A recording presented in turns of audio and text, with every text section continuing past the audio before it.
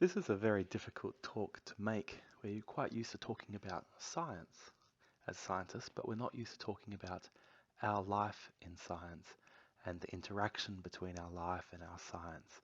Yet, of all jobs, science is just such a lifestyle choice rather than a career. I think it is important for us to reflect on this. So I'm really glad to have the opportunity to give an Athena Swan lecture on my life in science. So for me, my interest in science started with this man, David Attenborough. He was really one of the pivotal influences in my life. Growing up watching David Attenborough on BBC really opened my eyes to the potential of science and the natural life to influence our lives. It really was extremely important to me in my decision to grow up and be a scientist. And in fact, at the start, as a young child, I always wanted to enter science as an environmental scientist. It was really graphs like this that influenced me to go into medical sciences instead of environmental sciences. And this is because if you look at the major problems that are facing the environment, most of them are due to overpopulation of the planet. And paradoxically enough, the best way to stop population growth is to increase life expectancy and decrease child mortality. You might think it would be the other way around, but the data is very, very strong that when people have long, healthy lives with low child mortality, they tend to have very low fertility rates. So this was the original reason why I decided to shift my focus from environmental science into medical science. At the time I entered university, there were a lot of books coming out, such as The Hot Zone and Level 4, and it was a very exciting time to be following what was happening in virology, with new viruses being discovered and major outbreaks um, that were affecting the population.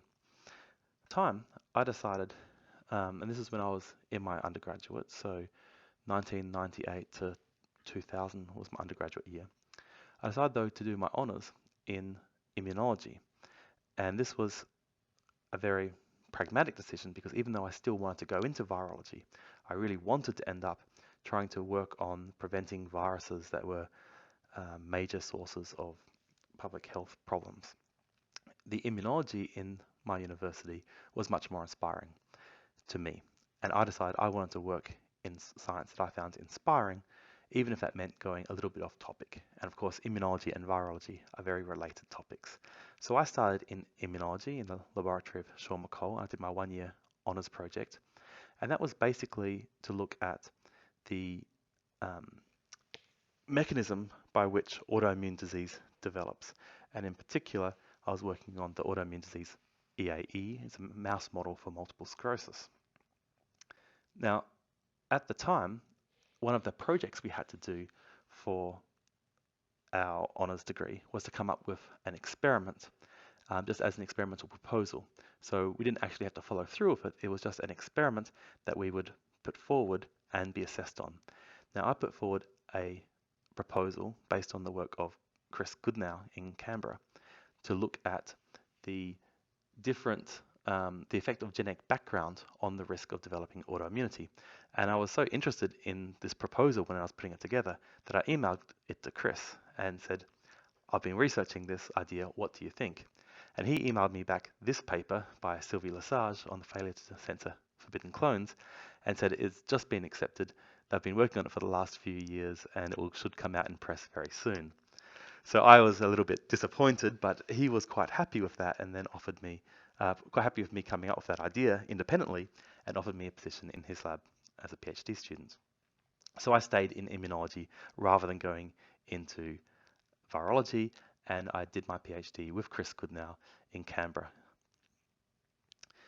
So my PhD was from 2002 to 2004. I also did a 1 year postdoc with Chris Goodnow to finish up my PhD work. And during this time, during my last year in the lab as a postdoc, I also got a graduate degree in higher education because I was quite interested in understanding how higher education works and how we can improve our teaching ability. Now, since it's going to be quite important later on in the talk, I also want to introduce my wife's career at this point. So she had studied undergraduate at the ANU with double degrees in biology and psychology. And she did her honours in immunology and her PhD in immunology as well in a neighbouring laboratory. Now, to summarise my PhD in one slide, and it's always a little bit depressing to be able to summarise years of work into one slide, what I was working on was the effect of genetic background on the tolerance processes that occur for T cells. So T cells are generated at random in the thymus, and you need to have a good tolerance induction in order to make sure that you get rid of the autoreactive T cells so that you stop autoimmune disease. Now at the time, it was quite well recognized that this process of thymic tolerance could get rid of reactivity against common antigens, but it was thought that there was going to be a major problem about getting rid of reactivity against tissue-restricted antigens because they would not be expressed in the thymus, they would only be expressed in the periphery. This was why we needed to have peripheral tolerance mechanisms, or so we thought. So in my PhD, what we did is find that there is a gene called AIR, and AIR is able to actually activate these tissue-restricted antigens in the thymus to give you good deletion.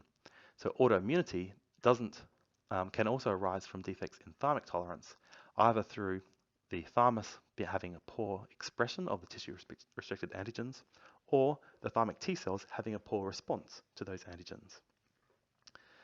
So after my PhD, I saw this paper coming out right at the end on FOXP3 and regulatory T cells. So this area was just developing during my PhD, and I was really excited by the work that was going on in the Rudensky laboratory. So at the end of my PhD, I contacted Sasha Rudensky and asked him whether or not I could do a postdoc with him in Seattle.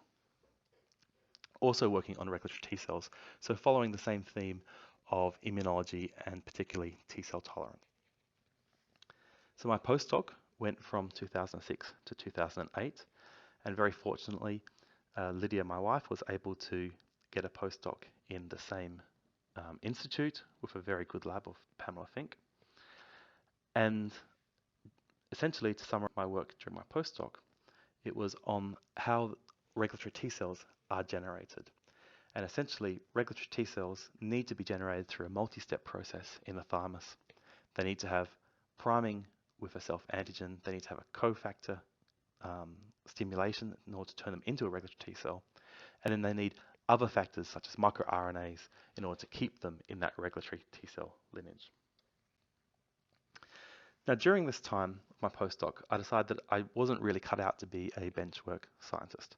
I didn't especially like doing the bench work. I wanted to think about the experiments more than do the experiments. And also, I found it very difficult to be working in an environment that was under a lot of competitive pressure. For me, I didn't want to be rapidly following everyone else and constantly worrying about the publication pressures. My wife felt quite similar, so we decided that we would both leave science, or at least leave academic science, and our pathway to doing this was to do a Master's in Public Health, which we did part-time during evenings and weekends during our postdoc. At the end of the Master's in Public Health, I thought, I'll give it one shot at staying in science. And so at that point, I put in a bunch of different applications, and I ended up going to getting an offer in Belgium and setting up my position in Belgium. But really, for me, it was a last-minute decision to stay in the academic pathway. And I had a lot of self-doubt at the time. You know, can I do this? Can I be a good scientist? And not work myself to death in the process. So I was willing to give myself 5 years to see, can I do this? And can I do this in a way that I'm quite happy working? I didn't want to really be in this hyper-competitive environment. I wanted to do science my own way and see if I could succeed. Now, at the same time, Lydia decided to go out of academia, and she ultimately wanted to go into an NGO area. However, her first job that she was offered was in industry, and she did positions in 2 different industry positions, working on her public health epidemiology background. And then after that, she was able to transition to the NGO area, first working in the International Diabetes Federation, and now working in the European Cancer Patient Coalition. So really the important thing I want to make here is that we had very similar careers up until about 2008, 2009. And at that point, I stayed on in the classical academic pathway, while Lydia went into first industry and then the NGO. We're both very successful in our fields, but our careers have diverged since the end of our postdocs. Now, my lab is focusing now on multiple different areas. One thing I didn't want to do is become very specialist. I like working on lots of different questions. I like doing lots of different things. So we have work on regulatory T cells still following on from my postdoc and focusing on how regulatory T cell numbers are controlled. We also do work on glucose metabolism. I'm quite interested in endocrinology. It's not in my training, but I find it a very interesting question. So we've got some projects on glucose metabolism. We do a lot of work on clinical genetics of autoimmune disorders. This is in a way following on from my PhD, which was mouse genetics, except now we are looking at human genetics and how this alters the immune system. And then finally, we have some work on thymic development, again reflecting my PhD interests in the thymus and T cell tolerance. Now, one of the major factors in our career pathway was the birth in 2011 of our son, Hayden. Now, we started trying to have a child in 2007. We're aged 27 at that point. It took us quite a few years to have a child. We had to go through the IVF pathway. And Hayden was born in 2011 when we were both 31. Now, the important point I'd like to make here is this was really a transition stage in both of our careers. I was just getting the lab up and running at this point, while Lydia was just transitioning first into industry and then trying to make the transition into the public health NGO area. So we were both in a situation where we had very high ambitions for our careers, and neither of us were willing to put aside those ambitions for a couple of years. So we really made a conscious decision to have a child and have careers simultaneously. This, of course, brings a lot of challenges. It's not easy having a child, and it's not easy having a child and a high-profile, highly ambitious job, especially if both of the people in the partnership want to have a very successful career. When I asked some of my colleagues, my male colleagues, about the challenges of being a father, these are the type of comments I got. I mean, first of all, my male colleagues were quite surprised about being asked the challenges of being a father and a professor, whereas women professors tend to get asked this all the time, so they would not be surprised. And at first glance, we get these comments that make sense. Feeding in the middle of the night is rough, and getting work-life balance is tough. Except there's not the whole answer you get, because most men with a high-level career are not fathers. They're more or less sperm donors. So, feeding in the middle of the night is tough. I had to move to the spare bedroom to get a good night's sleep, and the sex life has suffered. Getting work-life balance is tough. I only see the kids on Sunday. I never had alone time with my wife. Well, these types of problems to me say that you're not actually doing any parenting, and the other parent in this situation has basically had to put their career completely on hold in order to allow you to have your career. So I'm not talking about the challenges of being a sperm donor. I'm really talking about the challenges of being a full-time parent, full equality, full contribution parent. Now, I do want to make one really critical point, and that is I have N of 1. I have a lot of experience at how it is in my personal situation, trying to have having a child as an early stage independent group leader, but I only had one experience. People who have a child at a different career stage will have different challenges to me, and of course everything is tailored towards our personal situation and our personal child. Nevertheless, there are some things that may be useful to you if this situation arises for you. So first of all, one of the major challenges of parenthood is that you have a really profound change in the relationship between you and your partner. The love of your life essentially transitions into being a logistics co-manager, especially in those early months and years. You are more fussed about making sure the baby is sleeping, eating, pooping, all of those issues. And when you get some time, you want to use it in sleep rather than in talking about your relationship and connecting with your partner.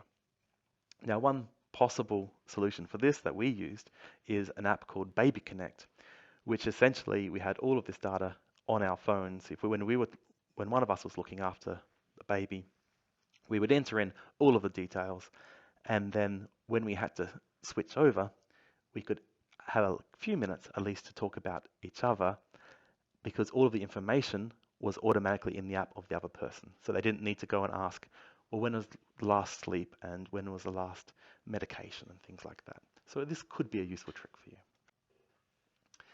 Another major problem is the challenge of travel. So Lydia travels about 1 week per month for work. And this means it's very difficult to travel. I mean, it's both logistically difficult to travel because I have to make sure that my conferences and meetings work around Lydia's schedule. And also it gives me a lot of guilt because I know that when I travel, she has to look after our child solo. So she becomes a sole parent for a while, and that becomes difficult. So I start skipping conferences, turning down invited talks, and this becomes a problem to your career because it means you drop out of the loop. It was also something that was brought up as being a negative for my tenure review because I had relatively few invited talks compared to other people because I was deliberately turning down these talks because of my parenting duties. Another problem, which was especially severe for me, was illness. So for the first 2.5 years, I was doing the drop-offs and pickups for our baby when he was at daycare. And the daycare was right next to my work, but in a different city to where we lived. So every day I would commute for an hour to get him to daycare, go to work, and then commute for an hour back. It did mean that during the week, my wife basically didn't see our son awake for his first 2.5 years. The other impact it had is that you're constantly getting sick because your child is bringing home all of these nasty diseases. And at the same time, you're not able to take off time. For me, I could not take a sick day because if I did, the choice would be to stay at home sick and look after my child, or to go to work sick and at least have a little bit of peace and quiet. So this meant for me, I had 2.5 years where I more or less had chronic respiratory infections, and it really wore me down. It was a major problem that I didn't expect to have. It was, however, a scientific inspiration. So we had this publication together with Michelle Linterman on how parenting and cohabitation can shape your immune system. So this paper just came out in Nature Immunology this year, but I think a more accurate reflection of my thoughts on this paper were summarized by this popular article on our study, which I think to me really reflects my feelings on illness and parenting. Another challenge of parenthood is that you can have quite limited flexibility. A lot of our out of hours activities are very integral to the job. If you are a faculty member, these faculty dinners are political events. If you want to be able to have an influence over the institution and over job hires and things like that, you need to be at the dinners. You also need to be at guest speaker dinners in order for your networking events. And for 3 years, every dinner I went to, I had to bring a baby along. Now, I didn't mind doing this, but reactions were polarized. Some people were quite happy about me having a child there, and other people were almost offended that I would bring a child along to a official dinner event. I mean, most people, I would say, were pretty happy. But even in being praising, there were some sexist comments in there. Was your wife busy tonight? And the answer is no, I look after my son every night. It's quite funny though, because my wife Lydia has essentially never taken our son to a work dinner event. And when she does go to work dinners, she always gets asked, is your husband babysitting tonight? So the expectation is that as a father, you would never take your child anywhere. And you get praised if you do it. Whereas as a mother, you expect to essentially be welded to your child, and you're almost putting your husband out by having any time to yourself. Another key problem of being a parent is the time and energy. For at least 3 years, you have broken sleep, which means you have reduced function. You've got less ability to work long hours. For me, the drop off and pick up consumed a lot of time every day. And also less ability to work after hours, because you get home and then you're going to have to do a baby transfer to the sleep and change the nappy and do feeds and wake up in the middle of the night. So you've just got less energy and less time to do everything that you want to do. Another challenge that can occur is the perception of others. Now, this is not something that I ever experienced, but it is something that a lot of mothers have told me they feel, is that there's this assumption that you cannot succeed at both being a parent and being a successful scientist. It's also something that I've felt that I've been guilty of doing to my staff. If I have a exciting new side project, I might not offer it to someone who is just back in the lab, because I feel like, she's looking after a new child, and I don't want to overload her. But of course, that shouldn't be my choice to make. It should be her choice to make. And when you miss out on these opportunities, you're missing out on some of the career building. So it's something that we all need to really work hard on, not assuming anything about someone's ability and time simply because of their status of having a child. I don't want to be all doom and gloom though, because it is very, very difficult to have a child and have a high profile career, but these challenges can be conquered. So for me, Hayden was born in 2011. So now he is 5 years old, but this last 5 years have been quite successful for the laboratory. Every year, I would say, we have had a major breakthrough in the laboratory, either a paper in a top journal, Nature Medicine or Nature Immunology, Nature Genetics, or a major grant such as an ERC consolidator. So we have had a very successful 5 years while having a child and while having all of the pressures of parenthood. So it can be done. There just have to be some compromises made. So I'd like to give you a little bit of my advice on how you can try to have a successful career and yet also be a good parent. First of all, I really think this is the most important thing. You have to have equal parenting starting from day one. The type of cycle that I often see happening is at the very start, the woman takes on most of the job of looking after a baby. You've got the breastfeeding, you've got the early maternity leave, and during this time, you go from knowing absolutely nothing about a baby to learning those tricks and getting that confidence. On the other hand, the father typically has got no idea how to look after the baby, and if the baby starts crying, they want to give it back. And the more time you spend with a baby, the more you understand how that baby is working. And the baby is constantly changing. The old tricks don't work long term. So you end up with this negative cycle where the father becomes more and more useless and the mother becomes better and better at parenting.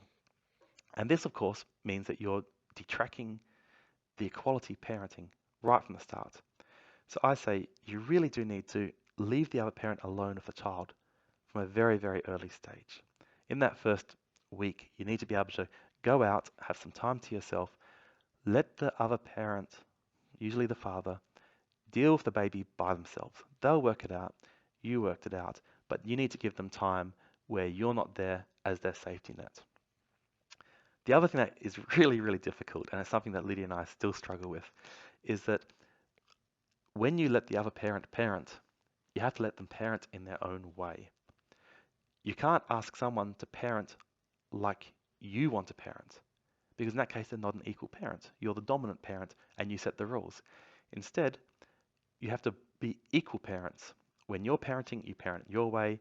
When they're parenting, you leave them alone. You let them parent in their way. They can have different rules to you, as the child will very quickly work out that one set of rules apply for one parent, another set of rules apply for another parent.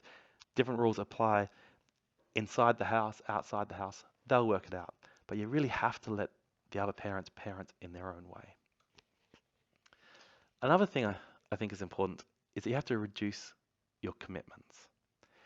You can't do everything.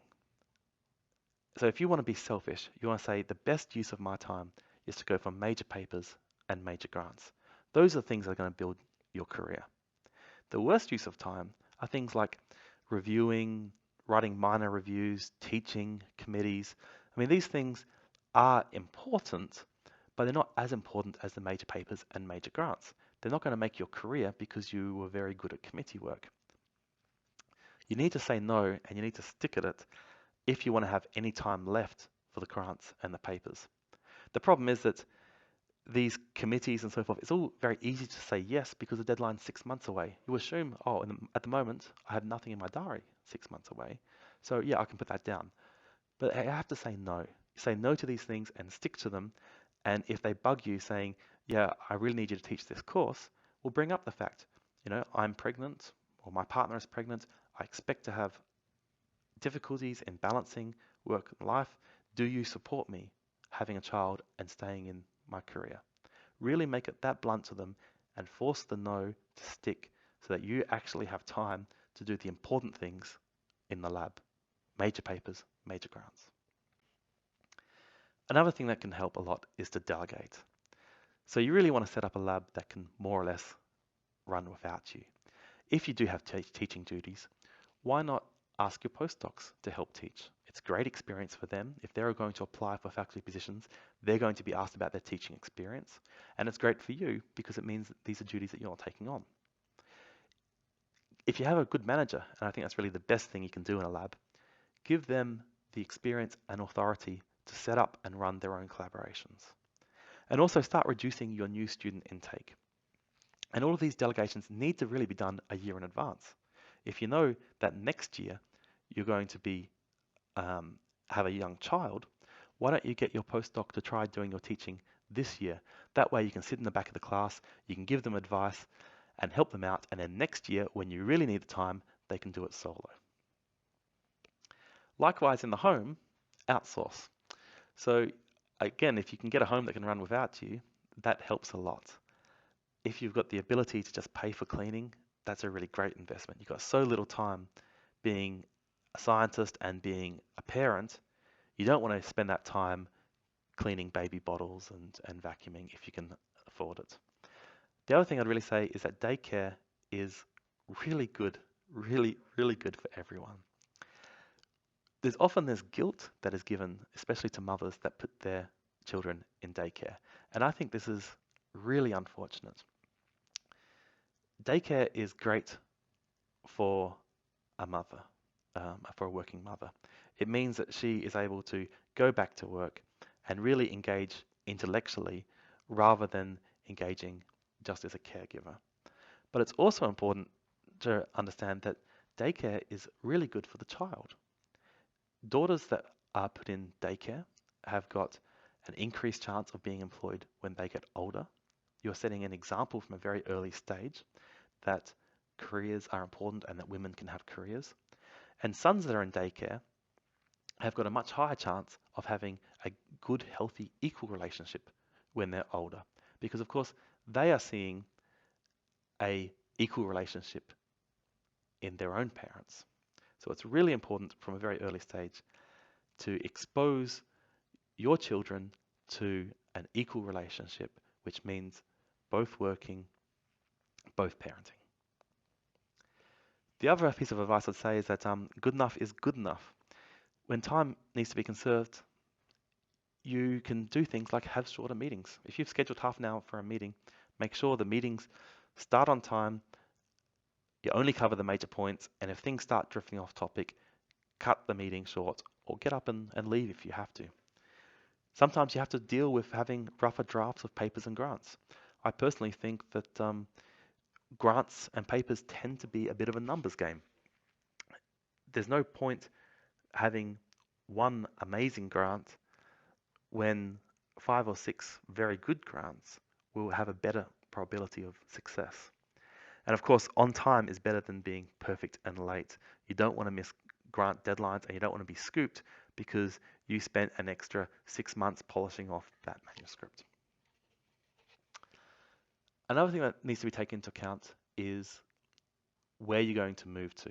So often we're talking about people in a postdoc or in the early faculty position that are both looking to start a family and also looking to relocate. So I think it's important that if you're going to both have a career and a family, you need to make sure that your country is going to support both of those decisions. So for us, when we decided where we were going to go, we knew that we wanted to start up a family when we landed. So we considered things like, is IVF covered in healthcare? We knew we needed IVF, and we knew a very big price difference between the US, where we were, and Belgium, where it's essentially free to have IVF. Is infant daycare affordable? Some places like Switzerland have extremely expensive infant daycare, so that may mean you cannot have 2 people working. And is it available? Some places such as Germany have affordable infant daycare, but essentially you have years and years on the waiting list before it's actually available. Do you have good sick leave support?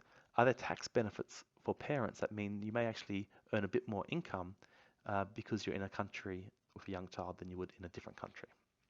It was the quality of public education and so forth.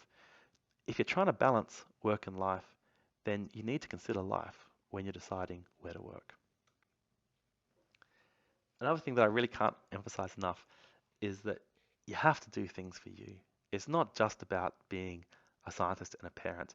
You have to keep your own sanity.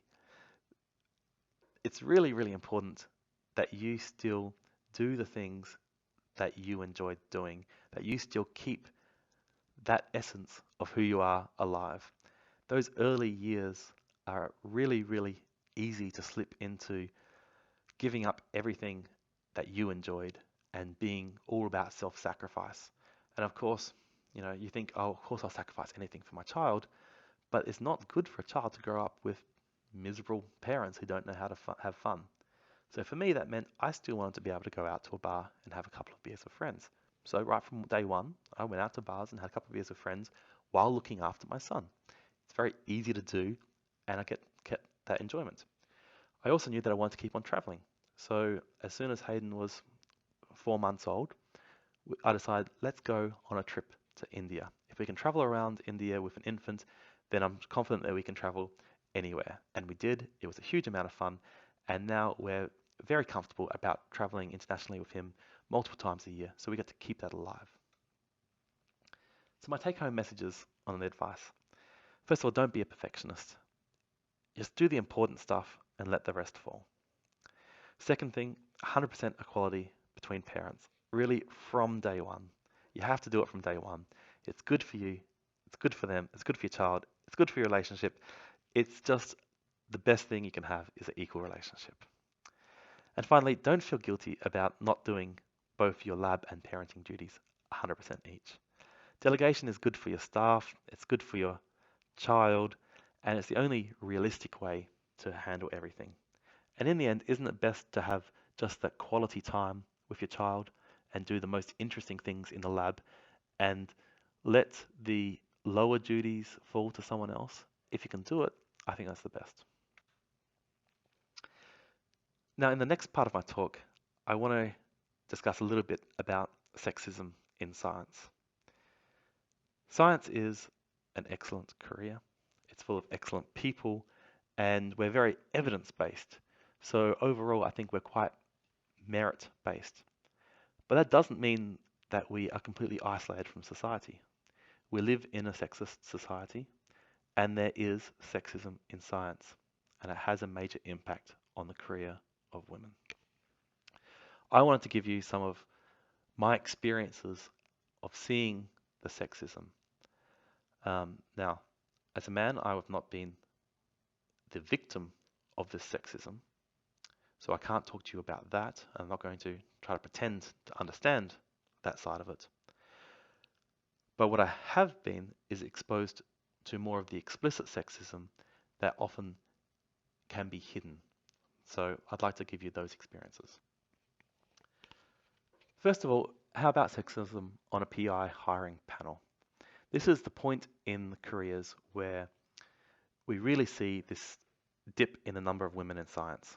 There is great representation in the PhD and postdoc in the biomedical sciences. You get to the professor stage, the first junior faculty stage, and all of the women disappear from most departments. And one of the reasons is that there is blatant sexism at work on the hiring panel. So I want to give you a couple of real experiences that I've had. I have changed all the names so that I'm not violating any confidentiality, but this is pretty much a frequent occasion that I've seen on hiring panels. So first of all, we've got a hiring panel of 8 people, and you've got 6 men and 2 women on that panel. However, of course, it starts out not when the panel meets, but really all of these interactions between different panel members, getting there early, or having a chat over a faculty dinner. And one thing, I'll know on this panel, for example, is that Raoul and Adam, they're really nice guys. They're not sexist. They would be offended if they even thought that the process was sexist. They are strong feminists in terms of equality, but that doesn't mean that they're necessarily able to spot sexism. On the other hand, Alfred, he is quite sexist and often makes inappropriate comments when there are no women around. Now, this has an impact because now we're having a meeting of discussing our shortlist of candidates. Now, straight away, it's important to note that Fatima and Yo on this meeting, they are both junior faculty and they never say a word at any of the meetings, so essentially they don't have a decision. Now, if you look at non-junior faculty, women are even less involved, are less represented. So you've now only got 5 men versus 1 woman. And Alfred finds an issue with every woman. Now, it's very easy to get rid of the worst candidates. They're quickly disqualified. Among the top candidates, though, every candidate has some flaws. They all have some areas that they're stronger or weaker at. And Alfred is finding problems with the women candidates, not by saying, I don't want to hire her, she's a woman, I don't like a woman. Because if he said that, then everyone else in the panel would be completely outraged and he would be disciplined. Instead, what he finds are legitimate issues, but he raises them asymmetrically. He only raises them against the women candidates, and he doesn't raise them against men candidates who have the same type of issue. So every single time there's a woman candidate, he'll find some little issue and make a big deal about it. It's a legitimate issue, but it doesn't look at the balanced candidate, and it's only raised against women candidates. At this point, I will say something like, we have systematically dropped every single woman from our shortlist. And that, to me, considering the quality of the women candidates, is a disgrace that we don't have 1 woman left on the shortlist. And I'll get a comment from someone else, oh, this would just be wasting her time. We don't want to bring her in for an interview if she doesn't have a chance. Whereas I would say, look, I think she would have a chance. Her CV was originally ranked as the best. She's only dropped out of the list during this meeting. And every single time we have one of these meetings, we eliminate all of the women. We need to compensate for that bias by at least interviewing one of the top women. And then I'll get a comment from someone such as Natalie in this committee. Well, if we're going to bring gender into this, we should also consider that that top candidate that you like is 32. So she's likely to have a child soon and won't be as productive as she has been before. So in this way, you end up with these panels that most of the people on the panel are not sexist. You might have 1 or 2 people who are sexist or who have particular ideas of parenting and so forth, which mean that they think women can't be as good. But that 1 or 2 people is enough to knock out the top women because we tend to try to get to consensus in these panels. So if you've got 1 person on a panel who doesn't want to hire a woman and can find a decent reason why not to hire that woman, the entire panel can only ever hire men because of one person. So the take-home message I'd really say is that the consensus model that we have is good in theory, but it means that even if you have just one misogynist, you can dramatically reduce the rates of women hiring in an unfair manner. And most decent men that are not sexist, they're reluctant to admit that the process is sexist because they don't want to be sexist by implication. So they'll come up with really elaborate excuses for why this time they didn't have any women, even though last time they didn't have any women, and over again they don't have any women, and they'll try to come up with an explanation that is other than just saying our process is sexist. Another thing, I think it is important to have women on panels. I've been on panels that have no women and the sexism is more overt. But just because you have a woman on a panel doesn't mean you are guaranteeing that someone will speak up for hiring women. Finally, again, I don't want to be all doom and gloom. It is tougher for women to get a position than men, but it's not unachievable. Using the average figures in the US and the EU, roughly it's twice as hard for a woman to get a faculty position than it is to get a man. But lots of women are successful and do get these positions. And I really encourage all of the women postdocs here to go out there, apply for the position, and make sure that you get it, and that if they don't give you the position, that they regret not giving you the position later on when you become extremely successful in a different institution. Another thing I'd like to talk about is what institutions think about women in science. Because institutions are a separate beast from the people who work in those institutions. Now, most institutions will have a gender balance statement that is something like this. Our recruitment process chooses the best candidate regardless of gender. Despite the actions we have taken, the percentage of female professors is unchanged since our last review. Therefore, we'll run a women's only training course, as if that's going to fix anything. Now, what they really mean is we want excellence, but we don't want to reduce quality by hiring women. We think that this is a society problem, not our problem, so we're going to keep on going on just hiring men. And they really refuse, absolutely refuse, to consider the fact that the lack of women in their institute could be due to deep structural problems in their institute. I think really this idea that we hire the best candidate regardless of gender, oh, and by the way, we have no women, is really best refuted by this article in Nature last year by Meg Urry. What she wrote is, when I give a colloquium at a university whose physics department lacks female faculty members, I often ask, have you thought about hiring women? The answer is usually earnest.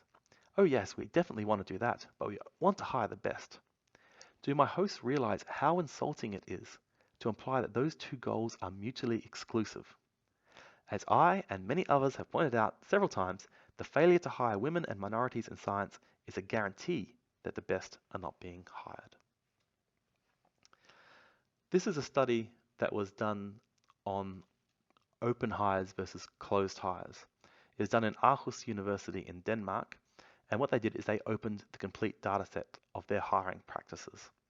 Now the results don't look good for Aarhus University, but in their defense, at least they were able to open it up and they were willing to look at the data. Most universities would not do this. So what did they find when they looked up the data set on hiring practices?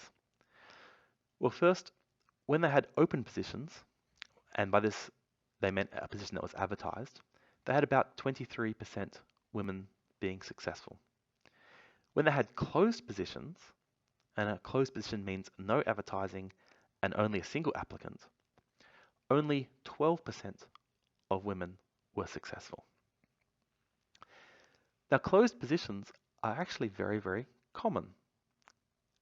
In Aarhus University, they were 20% of all positions, but this is a dramatic underestimate because open positions just need to be advertised. They're not always actually open though. I mean, maybe they were earmarked for a local and the advertising is just for show, but really they know who it is they want to hire. Or maybe they did advertising, but they only advertised internally on the internal website, they didn't advertise on Nature Jobs, they didn't advertise in English, or they have a position but no startup package, or it will essentially be a political appointment, but it looks slightly like an open hire. So the important point here is that universities used closed calls to bypass competitive hiring all the time. And the less open they make that call, the more likely it is that they hire men. So we do have a practice of closed hiring for affirmative action for one gender. It's just that that gender that is getting all of the advantage is the male gender rather than women. Now, things can be done. I think there are a lot of effective changes that can be made. This is not my specialty, but even just by thinking for a few minutes, I could come up with several things that would make institutions much more likely to be able to hire women, hire excellent women that are as good or better than the men that they're hiring. First of all, I think Athena Swan is an amazing institution. I really would encourage every institution, whether or not they're in the UK or somewhere else, to adopt the Athena Swan recommendations and make it a policy aim to achieve that gold medal as fast as possible. I also think it should be a requirement that at least one woman is interviewed for each professorship. If you can't find one woman worth being interviewed, then there is something really wrong in your advertising and recruitment process. On this point, I think we need to monitor the source of applicants and divert advertising resources towards those media that give you a good sex ratio. If we find that one source of advertising gives only men and another source of advertising gives 50-50 men, women, then we send all of our advertising money to the source that gives us 50-50, and we tell the other source why we're taking away their advertising funding, because we don't want only men to apply. They'll fix up their strategy pretty quick, and we'll get good women applicants. I also think we should identify and work with women in science groups, work with them to attract outstanding candidates to recruit.